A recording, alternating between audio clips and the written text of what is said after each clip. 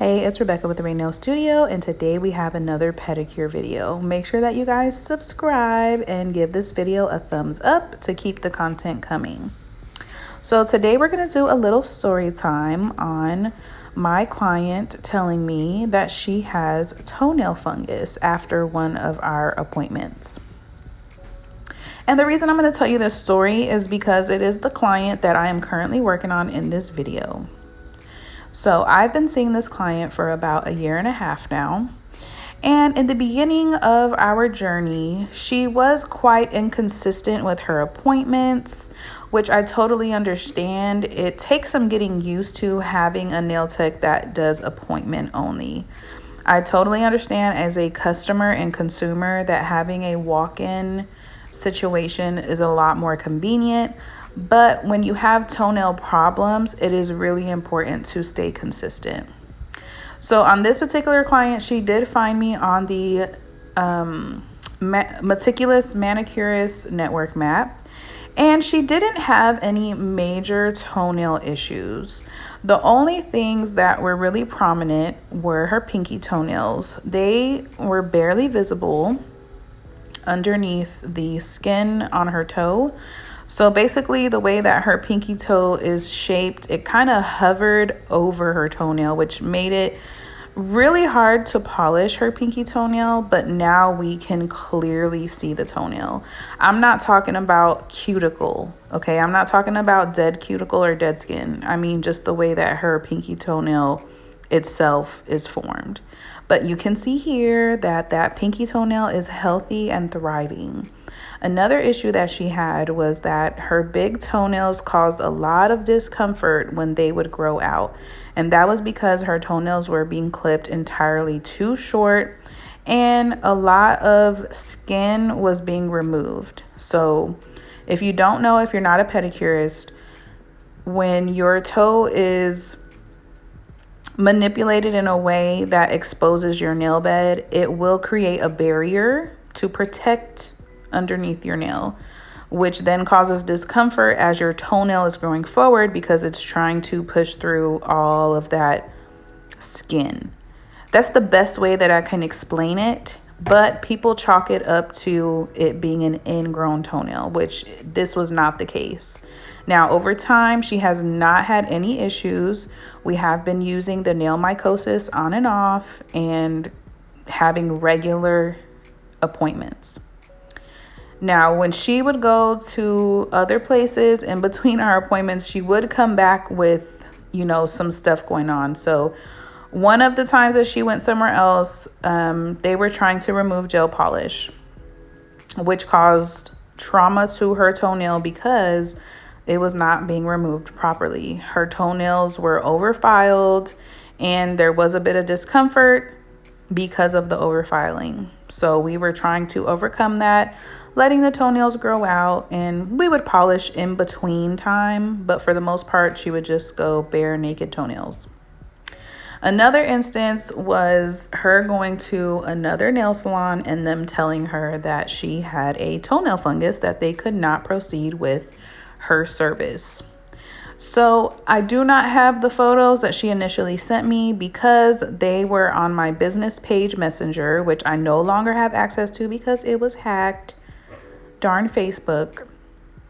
But she sends me a photo of her toenails and says that she thinks she has a fungus. So I immediately am like taking action. I'm like, well, no, let's get you in for an appointment to see what's really going on, because I know that I use mostly disposable items and I sanitize and disinfect every implement that I use right after every client. So I'm like, there's no way that I gave someone a toenail fungus.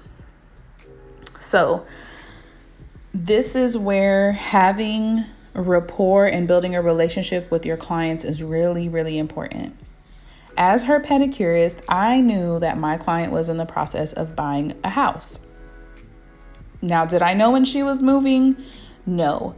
But because I knew that information, I was able to put two and two together. When I was looking at the toenail, it did look like it did become detached from her nail bed, but it was only on one part of the nail. It wasn't all the way across. And on one part of the nail, it was very red and had a bit of a purple tint to it. So I was so relieved because I'm like, there's no way that you got a toenail fungus here with me. Like, this is what I specialize in. Like, it gave me anxiety. So I asked her, I'm like, did you drop something on your toe? She said, yes, I'm actually in the process of moving and I dropped a box. Knowing this information changes a lot about this client's services.